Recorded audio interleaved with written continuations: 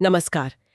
एवरब्लिंक health care का एक लेख है हमारे पास आज, और ये इस बारे में है कि कैसे ये जो डिजिटल तकनीक है वो स्वास्थ्य जानकारी लेने, समझने और उस पर अमल करने के तरीके को मतलब पूरी तरह बदल रही है। सवाल ये उठता है कि क्या बेहतर सेहत का राज सिर्फ मेडिकल खोजों में है, या इसमें ये भी शामिल है कि लोग अपनी सेहत के बारे में सीखते कैसे हैं। तो चलिए आज इसी पर थोड़ी गहराई से बात करते हैं। देखते हैं कि ये नए डिजिटल उपकरण जैसे हेल्थ एप्स हैं या पहनने वाले डिवाइसेस, टेलीमेडिसिन, ऑनलाइन पोर्टल्स, ये सब मरीजों को सिखाने के तरीके को कैसे बदल रहे हैं और कैसे मरीज अपनी देखभाल में ज्यादा एक्टिव हो रहे हैं, है ना? बिल्कुल। और ये जो डिजिटल स्वास्थ्य उपकरण हैं, इनमें बहुत कुछ आता है। आपने सही कहा, mobile health apps, wearable devices, telemedicine platforms, online रोगी पोर्टल्स, ये सब शामिल हैं।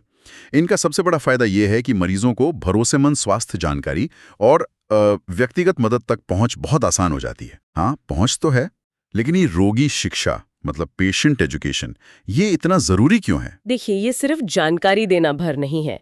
असल में इसका मकसद है लोगों को उनकी बीमारी, उनके इलाज के विकल्प और कैसे वो बचाव कर सकते हैं, इन सबको समझने में मदद करना, उन्हें सशक्त बनाना।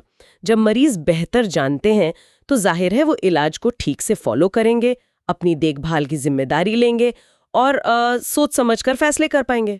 तो यहाँ बात थोड़ी और दिलचस्प हो जाती है। ये डिजिटल चीजें पारंपरिक तरीकों से, जैसे वो पुराने ब्रोशर होते थे या डॉक्टर ने एक बार कुछ समझा दिया, उनसे कैसे आगे हैं? मेरे ख्याल से सबसे बड़ा फर्क तो पहुंच और सुविधा का है।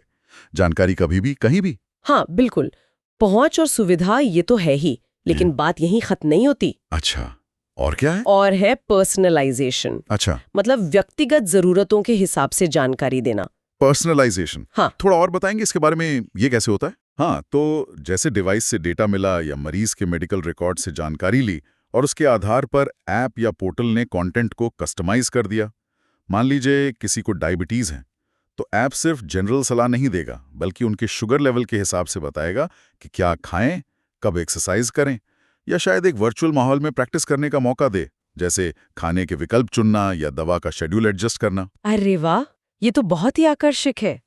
मतलब सिर्फ पढ़ना नहीं, करके सीखना। बिल्कुल, और यही इंटरैक्टिविटी है जो इन उपकरणों को खास बनाती है। वीडियोस, क्विज जिनका आपने जिक्र किया, या फिर सिमुलेशन, ये सीखने को बोरिंग नहीं रहने देते। साथ में दवा या अपॉइंटमेंट के लिए रियल टाइम रिमाइंडर भी भेज सकते हैं। और कई बार तो ऑनलाइन कम्युनिटीज भी होती हैं। Online communities? मतलब मरीज आपस में बात कर सकते हैं? हाँ, अपने अनुभव शेयर कर सकते हैं, एक दूसरे का हौसला बढ़ा सकते हैं। ये सब चीजें मिलकर मरीज की भागीदारी और जिसे हम कहते हैं ट्रीटमेंट एडहेरेंस, उसको बहुत बेहतर बनाती हैं। ये सब सुनने में तो बहुत अच्छा लगता है, लेकिन हाँ, कुछ चुनौतियां भी तो होंगी। हर कोई तो टेक सैवी नहीं होता। हाँ हाँ, चुनौतियां बिल्कुल हैं, नजरअंदाज नहीं कर सकते।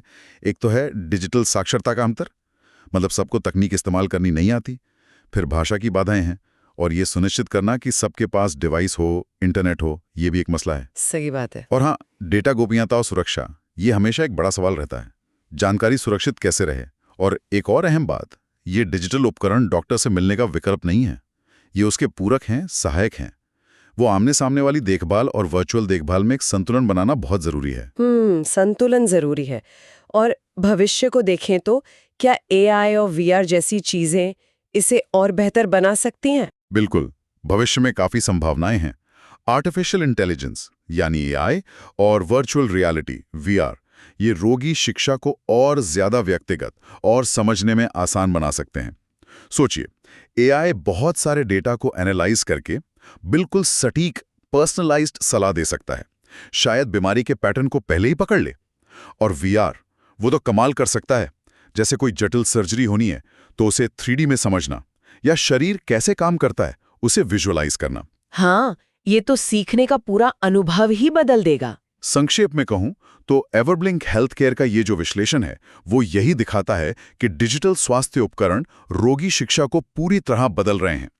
इसे ज्यादा सुलभ बना रहे हैं, व्यक्तिगत बना रहे हैं और इंटरैक्टिव बना रहे हैं। ये मरीजों को अपनी देखभाल का नियंत्रण लेने में मदद करते हैं, जिससे नतीजे बेहतर होते हैं। लेकिन जैसा हमने कहा, वर्चुअल और व्यक्तिगत देखभाल के बीच वो संतुलन साधना वो महत्वपूर्ण रहेगा। तो इसका मतलब क्या हुआ?